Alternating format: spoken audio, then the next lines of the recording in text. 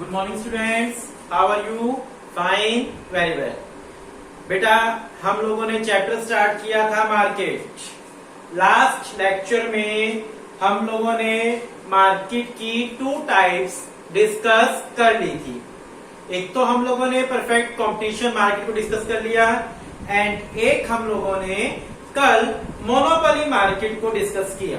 ठीक है, मार्केट का मीनिंग आई होप क्लियर है आप सबको बहुत अच्छे से। देन था आपका types of market. Market are of two types.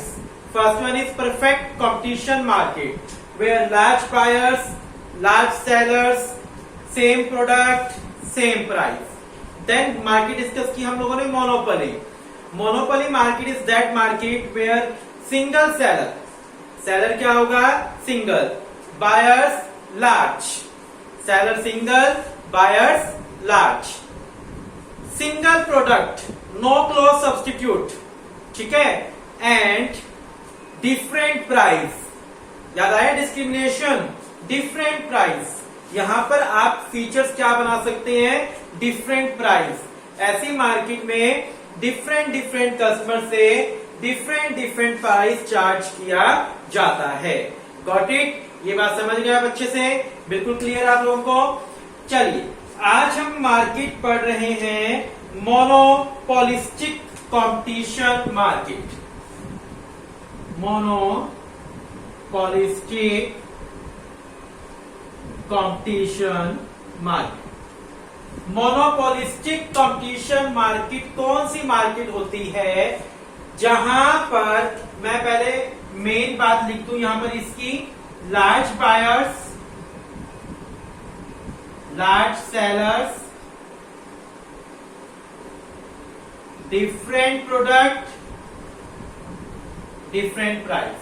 देखिए, मोनोपोलिस्टिक मार्केट वो मार्केट होती है जहां पर किसी गुड्स को खरीदने वाले भी बहुत सारे होंगे और बेचने वाले भी बहुत सारे होंगे, यानी बायर्स भी लार्ज एंड सेलर्स भी लार्ज।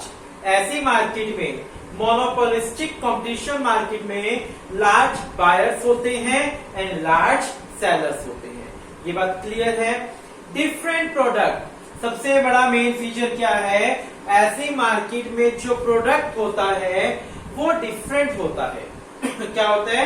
डिफरेंट। हर सेलर के पास सेम प्रोडक्ट नहीं होगा। हर सेलर के पास जो प्रोडक्ट होगा वो डिफर होगा, डिफरेंट होगा, कुछ अलग होगा। ठीक है, सपोज करो मैं बेच रहा हूं कोलगेट, मेरा कॉम्पिटिटर बेच रहा है पेप्सोडेंट और एक और दुकानदार है वो बेच रहा है दंत क्रांति। ठीक है, पतंजलि की बाबा रामदेव वाली। तो यहां पर हर कस्टमर, हर सेलर डिफरेंट डिफरेंट प्रोडक्ट बेच रहे हैं। डिफरेंट में भी इन साइज, शेप, क्वालिटी, किसी भी चीज में डिफरेंट हो सकता है। ठीक है, यहाँ पर ये बात आपको समझ आ गई कि ऐसी मार्केट में जो सेलर होते हैं वो डिफरेंट प्रोडक्ट बेचते हैं, सेम प्रोडक्ट सेल नहीं करते। दिस इज अ की फीचर ऑफ मोनोपोलिस्टिक कंपटीशन। ये मोनोपोलिस्टिक कंपटीशन का की फीचर है। की मतलब मेन फीचर है। Products of various firms are similar in nature but are differentiated in terms of brand name. Brand अलग हो सकता है, शेप अलग हो सकती है, साइज अलग हो सकता है, कलर अलग हो सकता है, क्वालिटी अलग हो सकती है। For example, different brands of toothpaste vary on the base of colour, taste, fluoride, packaging etcetera. Product differentiation thus refers to the differentiated products which are close substitute of one another. यहाँ आपको बात समझ आ गई होगी कि ऐसी market का सबसे मेन फीचर क्या है? प्रोडक्ट जो है वो डिफरेंशिएट हो सकता है। डिफरेंट किसी साइज में भी, कलर में भी, वेट में भी, किसी भी वे में डिफरेंट हो सकता है। ठीक है, लार्ज बायर्स होते हैं ऐसी मार्केट के अंदर, लार्ज सेलर्स होते हैं ऐसी मार्केट के अंदर। जितने भी सेलर हैं वो जो प्रोडक्ट बेच रहे हैं उन सब का प्रोडक्ट क्या होता है? डिफर होता है। ठीक है, नेक्स्ट फीचर क्या है? Differ price. जब प्रोडक्ट डिफर होगा तो प्राइस भी क्या होगा? डिफर होगा, सेम नहीं होगा। प्रोडक्ट डिफर तो प्राइस भी डिफरेंट ही पाएगा, सेम प्राइस नहीं पाएगा यहाँ पर। ठीक है, देखिए यहाँ पर ये आपको 4 के 4 पॉइंट समझ आ गए। Large buyer, large sellers, same different product, different price. चलिए हम लोग और फीचर्स की बात करते हैं, मोनोपोलिस्टिक मार्केट के और फीचर्स की बात करते हैं।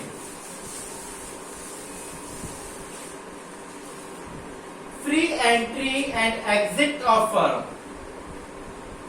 Free entry and exit of firm. ऐसी मार्केट में कोई भी नई फर्म फ्रीली एंटर कर सकती है और कोई भी पुरानी फर्म मार्केट को छोड़कर जा सकती है। एंट्री पर किसी भी प्रकार का कोई रिस्ट्रिक्शन नहीं है। कहते हैं free entry and exit of firm. ऐसी मार्केट के अंदर एंट्री और एग्जिट दोनों क्या रहती है? Free. Like perfect competition, firms are free to enter the industry or leave it. There is a freedom of entry in the sense that new firms are free to produce the close substitute. यानी नई firm को पूरी freedom होती है यहाँ पर। It is because new firms will have to face competition with the already established firms in the market. यानी ऐसी मार्केट में फर्म्स फ्रीली एंटर कर सकती है और फ्रीली मार्केट को छोड़कर जा सकती है। एंट्री पर किसी भी प्रकार का कोई भी रिस्ट्रिक्शंस नहीं होता। ये बात आगे समझ आप लोगों को? चलिए, नॉन प्राइस कंपटीशन, ये पॉइंट मोस्ट इंपोर्टेंट फीचर है यहां पर। नॉन प्राइस कंपटीशन, ऐसी मार्केट के अंदर जो फर्म्स होती है वो प्राइस कंपटीशन फेस नहीं करती, firms non price competition face करती है। अब ये नॉन प्राइस कंपटीशन क्या होता है कि जैसे देखिए कोलगेट एंड पेप्सोडेंट, इन दोनों के रेट आपको लगभग सेम मिलेंगे, ज्यादा डिफरेंस नहीं मिलेगा इनके रेट के अंदर। लेकिन आप देखना कोलगेट वाले हमेशा क्या करते हैं? बड़ी पेस्ट के साथ स्मॉल पेस्ट फ्री। पेप्सोडेंट वाले क्या करते हैं? एक टूथब्रश फ्री। ठीक है। आप हॉर्लिक्स, बोर्नविटा, इनके रेट देखना आपको नियर अबाउट सेम मिलेंगे, लेकिन डिफरेंस क्या मिलेगा कि यहाँ पर जैसे हॉर्लिक्स वाले ज्योमेट्री फ्री कर देंगे, बोर्नविटा वाले शेकर फ्री कर देंगे। तो च्यवनप्राश, डाबर च्यवनप्राश, सोना चांदी च्यवनप्राश, डाबर च्यवनप्राश की एड कौन कर रहे हैं? अमिताभ बच्चन। एंड सोना चांदी च्यवनप्राश की एड कौन करता है? शाहरुख खान। ठीक है। अब जो अमिताभ बच्चन के फैन होंगे वो डाबर च्यवनप्राश खाएंगे और जो शाहरुख खान के फैन होंगे वो सोना चांदी। तो यहाँ पर मेरे कहने का मतलब क्या है? ऐसी मार्केट के अंदर फर्म्स प्राइस कंपटीशन फेस नहीं करती, नॉन प्राइस कंपटीशन को फेस करती है। नॉन प्राइस कंपटीशन यहाँ पर ज्यादा रहता है ऐसी मार्केट के अंदर। ठीक है। क्लियर है बात? बिल्कुल समझ आ रही है अच्छे से? ये बात समझ आ गई आपको कि ऐसी मार्केट के अंदर जो फर्म्स होती है वो प्राइस कंपटीशन फेस नहीं करती, नॉन प्राइस कंपटीशन फेस करती है। चलिए पढ़ लेते हैं हम लोग। Firms under monopolistic competition compete not merely by price cutting policy, price cutting policy follow नहीं करते, but also compete through non price methods. Product variation and advertisement are the main two forms of non price competition. Product variation refer to change in the quality of product, change in design, gift देना, schemes देना, prompt and courteous service। तो यहाँ पर कहता है कि ऐसी market के अंदर प्राइस कंपटीशन नहीं होता, प्राइस को डिक्रीज करके कंपटीशन फेस नहीं किया जाता, नॉन प्राइस कंपटीशन फेस किया जाता है इस टाइप की मार्केट के अंदर। ठीक है। नॉन प्राइस कंपटीशन, ये बात बिल्कुल क्लियर अच्छे से? Got it? चलिए next feature, seventh feature, lack of perfect knowledge.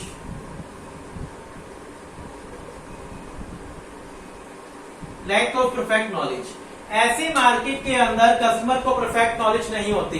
जैसे हमने परफेक्ट कंपटीशन मार्केट में पढ़ा था कि परफेक्ट कंपटीशन मार्केट के अंदर परफेक्ट नॉलेज होती है। क्या होती है? परफेक्ट नॉलेज होती है वहां पर रिगार्डिंग प्रोडक्ट, रिगार्डिंग प्राइस। लेकिन ऐसी मार्केट में परफेक्ट नॉलेज नहीं होती। देखिए, buyers and sellers do not have perfect knowledge about the market. Buyers and sellers do not have perfect knowledge about the market. Product characteristics, availability, price etcetera, इनके बारे में complete knowledge नहीं होती। Brand क्या रहेगा इसके बारे में कंप्लीट नॉलेज नहीं होती।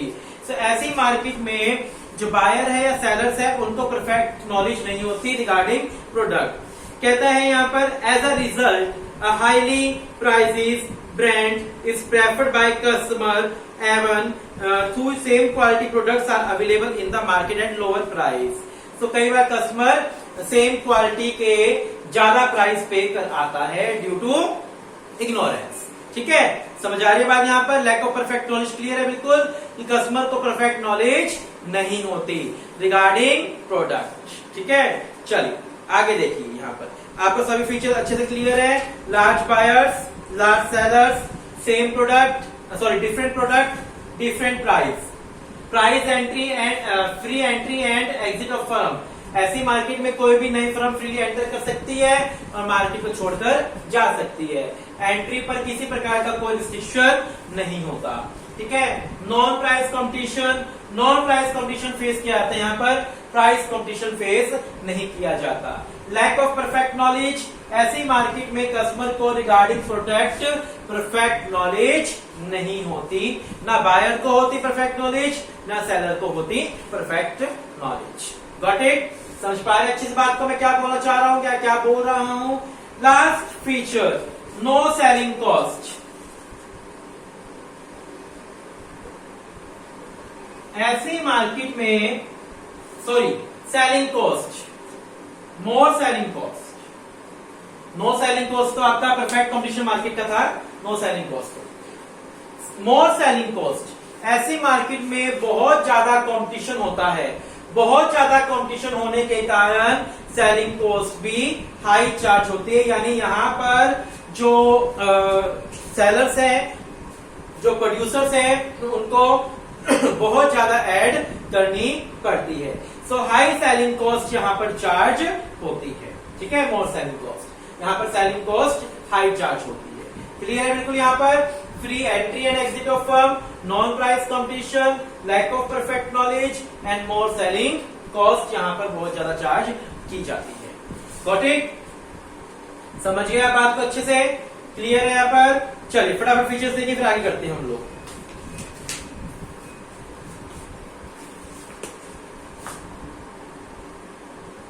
चलिए बेटा, आपको समझ आ गया मोनोपोलिस्टिक मार्केट।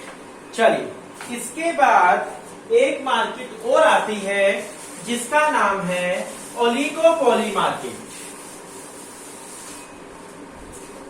कौन सी market? Oligopoly market. Oligopoly market क्या होती है? अभी आपने परफेक्ट कंपटीशन मार्केट पढ़ा, आप लोगों ने मोनोपोली मार्केट पढ़ा, आप लोगों ने मोनोपोलिस्टिक मार्केट पढ़ा। अब नेक्स्ट मार्केट आपकी आती है ओलिगोपोली मार्केट। कौन सी market? Oligopoly market. Oligopoly market का मेन फीचर क्या है? Few big seller. जो ओलिगोपोली मार्केट होती है, इस मार्केट के अंदर जो सेलर होते हैं वो बहुत बड़े लेवल के होते हैं और बहुत कम होते हैं। फ्यू बिग सेलर, सबसे बड़ा फीचर इस मार्केट का ये है, फ्यू बिग सेलर। ऐसी मार्केट में जो सेलर्स होते हैं वो बहुत बड़े लेवल के होते हैं और बहुत ही थोड़े होते हैं। ठीक है, few big seller. Oligopoly is a market where there are few large firms competing with each other. The number of firms is more than one but is not large. जो नंबर ऑफ फर्म्स होती है एक से ज्यादा होती है लेकिन large नहीं होती। That any seller be in a position to take decision regarding his price, output या product independently. The behavior of any one firm depend to a great extent upon the behavior of other firm. एक firm का behaviour दूसरी firm के behaviour पे क्या करता है? Depend करता है। The simplest case of oligopoly is duopoly which prevail when there are only two producer. अगर एक मार्केट में सिर्फ दो ही सेलर है, किसी गुड को बेचने वाले ओनली टू सेलर है, तो वो कौन सी मार्केट बन जाएगी? डुओपोली। वो क्या बन जाएगी? डुओपोली बन जाएगी। अगर बेचने वाले क्या हैं, ओनली 2 पर्सन। लेकिन जिस मार्केट में बेचने वाले फ्यू बिग सेलर हो तो वो मार्केट क्या कहलाएगी, आपकी ओलिगोपोली मार्केट कहलाएगी। एग्जाम्पल देखें यहाँ पर, Pepsi and Coca Cola are the 2 companies which control a large proportion of the soft drink market. कहता है यहाँ पर, car market is another example of oligopoly where firms like Maruti, Hyundai, Toyota, Honda, ये market है जिसे कुछ बता रहे हैं, कार की बड़ी बड़ी फर्म्स है, मारुति हो गया, हुंडई हो गया, टोयोटा हो गया, होंडा हो गया। तो ये बहुत बड़े लेवल की फर्म्स होती है, लेकिन है क्या, ये फ्यू बिग फर्म्स है। तो ये क्या कहलाती है, इनकी मार्केट क्या कहलाती है, ओलिगोपोली मार्केट इनकी कहलाती है। चलिए पहला फीचर कहता है फ्यू बिग फर्म, ये हमारा फर्स्ट फीचर ही है, फ्यू बिग फर्म। ऐसी मार्केट में जो फर्म्स होती है वो बहुत थोड़ी होती है, लेस होती है, लेकिन बड़े लेवल की होती है। But the number of firm is not exactly defined. ठीक है, यहाँ पर एग्जैक्ट हम डिफाइन नहीं कर सकते कितनी होगी, लेकिन हम बोल रहे हैं फ्यू होती है। ठीक है, सबसे फर्स्ट फीचर इज सेइंग कि in this market there is a few big seller, in this market there is a few big seller. ठीक है, second interdependence, not independence, interdependence. ऐसी मार्केट में फर्म एक दूसरे पर क्या होती है, डिपेंड होती है। The most important feature of oligopoly is the interdependence of the firm in decision making.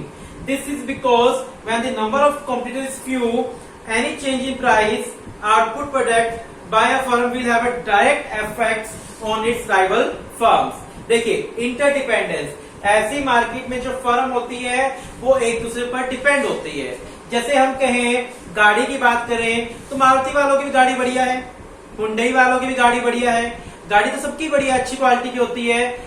और लगभग अगर कुछ गाड़ी तो ऐसी होती है जो मारुति की हो, चाहे हुंडई की हो, चाहे होंडा की हो, सेम फीचर होंगे।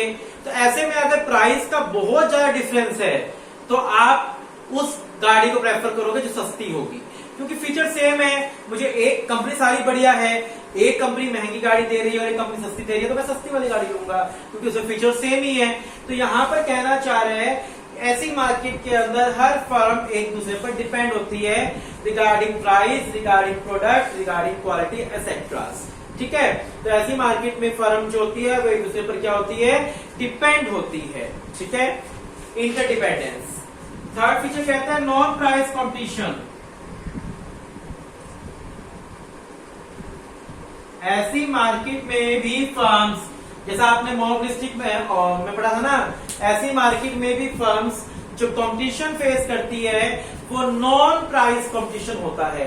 वो कैसा कंपटीशन होता है, नॉन प्राइस कंपटीशन यहाँ पर चलता है, प्राइस कंपटीशन फेस नहीं किया जाता। ऐसी मार्केट में भी firm non price competition face करती है। ठीक है, entry barriers, entry barrier, not fully freedom, not fully barrier. तो इसको लिखते हैं हम लोग entry barrier.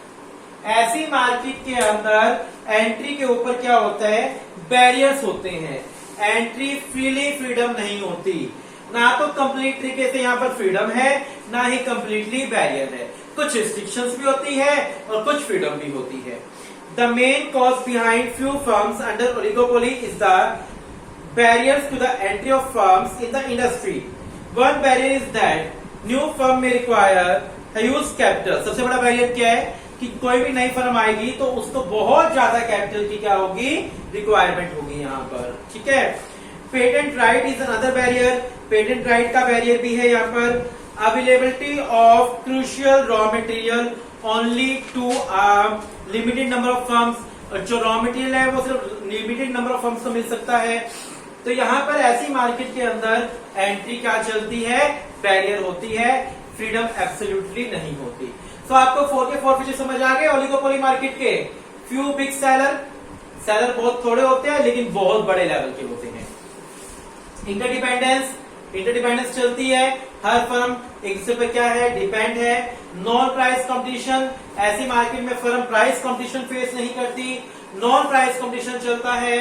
And entry barrier, ऐसी मार्केट में एंट्री बैरियर रहता है, फ्रीली एंट्री नहीं होती। Got it? समझ गए अच्छे से बेटा? क्लियर है? 4 के 4 फीचर पढ़िए, अभी आगे करवाते हैं। चलिए नेक्स्ट फीचर देखिए इसका, यहां पर लास्ट फीचर क्या है? इनडेटरमिनेट डिमांड कर्व। इनडेटरमिनेट यानी इनडेटरमाइन, ऐसी मार्केट में हम डिमांड कर्व को डिटरमाइन नहीं कर सकते कि किस फर्म की डिमांड कितनी होगी। आप मुझे बता सकते हैं कि हुंडई की गाड़ी की डिमांड ज्यादा है या मारुति वालों की? नहीं बता सकते। आप बता सकते हैं पेप्सी की डिमांड ज्यादा है कोका कोला की? नहीं बता सकते। ऐसी मार्केट के अंदर फर्म्स की डिमांड कर्व को ट्रेस करना बहुत डिफिकल्ट है, क्योंकि किसी स्टेट में किसी की डिमांड ज्यादा है, किसी स्टेट में किसी की डिमांड ज्यादा है। तो ऐसी मार्केट के अंदर गुड्स की डिमांड कर्व को ट्रेस करना बहुत डिफिकल्ट है। Got it? समझ गए अच्छे से? आज हम लोग इतना ही कर रहे हैं, बाकी का टॉपिक हम लोग कल करेंगे। ठीक है? Thank you, have a nice day.